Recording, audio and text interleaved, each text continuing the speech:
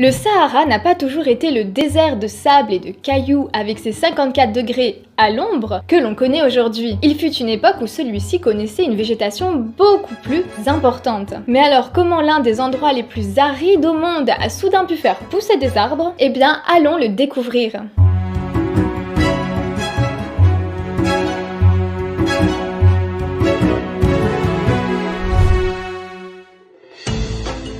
En plein cœur du Sahara, dans un endroit totalement désertique aujourd'hui, se trouve le témoin principal de groupes préhistoriques, l'art rupestre. Composé de sublimes gravures ou peintures représentant des animaux qui sont un jour venus dans les environs.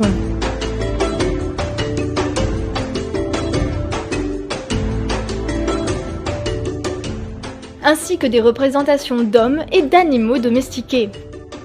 Ces œuvres artistiques sont accompagnées de quelques sites archéologiques composés de mobilier lithique, d'os d'animaux et de poteries. Le regroupement de ces sources met donc en évidence que par le passé, le désert d'aujourd'hui a été un jour beaucoup moins aride. Ces témoignages montrent un Sahara peuplé de grands mammifères, de groupes humains, de bétail et de surtout beaucoup d'eau. Oui, mais alors cette période, c'était quand ?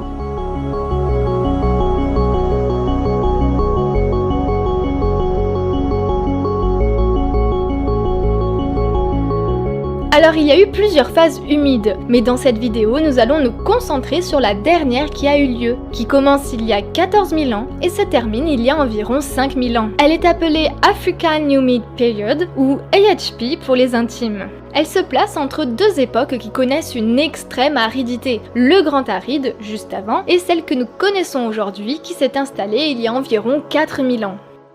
Alors quand on parle d'un Sahara plus vert, il ne faut pas s'imaginer une forêt luxuriante dans toute l'Afrique du Nord, mais plutôt y voir un paysage de savane et de prairies dont la limite se trouvait 500 km plus au nord qu'aujourd'hui, englobant les régions montagneuses du Tassili, de l'Ogar et de l'Aïr.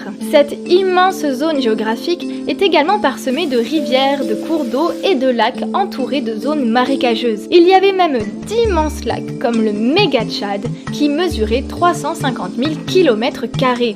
Aujourd'hui, le lac s'appelle tout simplement le lac Tchad et mesure 1540 km². Mes chers camarades, bien le bonjour. Le Sahara est le plus grand désert de la planète. Connu pour ses paysages de dunes à perte de vue qui ne reçoivent parfois pas la moindre goutte de pluie pendant plusieurs années, c'est l'exemple typique du milieu hostile. On peut y parcourir plusieurs milliers de kilomètres sans croiser la moindre trace de vie animale ou végétale. Et pourtant, le Sahara n'a pas toujours ressemblé à ça. Il a même présenté pendant plusieurs millénaires un tout autre visage. Durant cette courte période, il y a entre 12 et 6 000 ans, le Sahara était un environnement tout à fait favorable à la vie.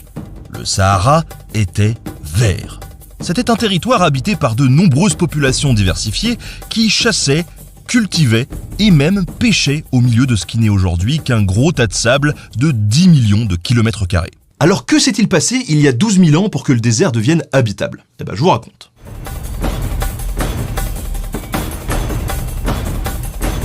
À la fin de la dernière grande glaciation, il y a environ 12 000 ans, le climat se réchauffe de manière assez brutale. Il devient même un peu plus chaud qu'aujourd'hui. La principale différence, c'est qu'à l'époque, les humains n'y sont pour rien. C'est un phénomène totalement naturel. En quelques millénaires, les glaciers fondent, le niveau des océans s'élève et leur température grimpe. À première vue, rien qui concerne notre désert. Pourtant, ce phénomène océanique modifie aussi en profondeur le système des vents en Afrique.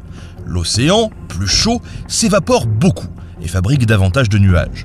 Avec le réchauffement, les masses d'air en provenance du golfe de Guinée, au sud-ouest du Sahara, commencent à charrier beaucoup plus d'humidité et les moussons, ces fortes pluies saisonnières, se mettent à déferler très loin vers le nord de l'Afrique. Le Sahara reçoit alors des pluies régulières qui forment de nombreuses rivières, ainsi qu'une infinité de lacs pour les points bas. Lors de ces épisodes de fortes pluies, ces lacs viennent à fusionner et des régions marécageuses de plusieurs centaines de milliers de kilomètres carrés apparaissent. La plus grande d'entre elles est formée par le lac Tchad. Aujourd'hui, il n'en reste plus grand-chose, mais ce lac pouvait à l'époque atteindre une superficie au moins 200 fois supérieure à celle qu'on lui connaît. Il y a quelques millénaires, c'était une véritable mer intérieure de l'Afrique. Les reconstitutions des chercheurs vont jusqu'à lui prêter 340 000 km² et 160 mètres de profondeur. Quand il recevait trop d'eau, il débordait même vers le sud pour alimenter le fleuve Niger distant de plusieurs centaines de kilomètres. Avec cette abondance d'eau, la vie se développe rapidement. L'apparition de ces fortes moussons favorise la colonisation du Sahara par la flore et la faune. Girafes, antilopes, mais aussi crocodiles, hippopotames, tortues, poissons et oiseaux se déploient dans cet immense territoire désormais parcouru de lacs et de rivières. Et qui dit abondance de vie végétale et animale, dit aussi peuplement des humains, qui suivent le gibier et colonisent cet environnement devenu hospitalier, le Sahara vert. Alors cette image d'un paysage entièrement vert, il faut quand même le nuancer un petit peu. Le désert va pas se transformer instantanément en une forêt tropicale luxuriante, et il va plutôt devenir une sorte d'immense savane. Faut imaginer des prairies à l'infini où vont pousser quelques arbres éparpillés. Et en réalité, il y a cet épisode de fertilité qui connaît son maximum il y a 8000 ans. Et ce n'est qu'une parenthèse de quelques millénaires entre deux périodes désertiques. Le Sahara, il était vide d'humains ou presque pendant la période d'avant, et il s'est également vidé après, une fois la parenthèse refermée. Mais on va revenir à nos humains.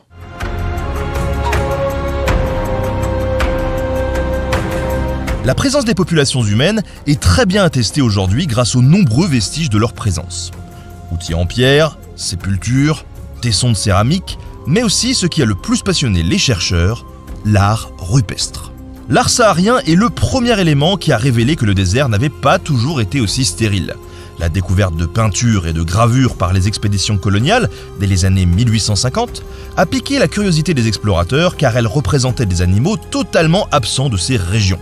Des girafes, des rhinocéros, des autruches, des antilopes, mais aussi de nombreux troupeaux de bovins. Les découvreurs en concluent logiquement que si des humains ont peint ces animaux, et qui plus est avec un grand réalisme, c'est qu'ils les ont vus de leurs propres yeux. L'idée que le Sahara n'a pas toujours été un désert commence alors à germer. Reste qu'au 19e siècle, quand les Européens découvrent ces traces, le concept de préhistoire il est encore très vague et on imagine plutôt qu'elles ont été laissées par des peuples antiques qui vivaient à l'époque des Romains. Par ailleurs, dans le Sahara, les archéologues éprouvent de grandes difficultés pour dater les vestiges, puisque le vent balaye en permanence les sols et laisse tous les artefacts au même niveau, alors qu'ils ont parfois des millénaires d'écart. Pendant longtemps, on imagine donc que cet art rupestre a 2000 ans, tout au plus. Mais la multiplication des études sur le sujet et l'arrivée de datations précises au carbone 14 changent notre vision du Sahara.